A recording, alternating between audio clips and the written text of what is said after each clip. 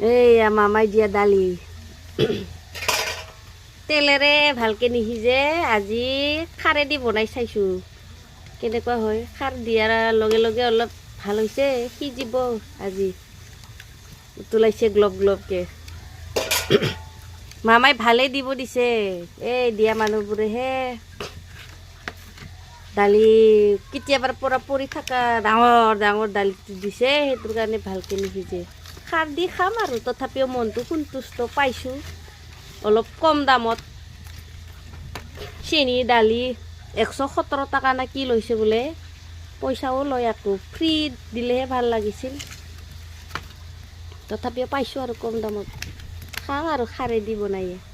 Globe globe globe উতলাইছে ঐ চব্জিটো, আজি সোৱাদ লাগিব খাৰেদি বনাই খাই। মামা দিয়া দালি থেংক ইউ দেই মামা।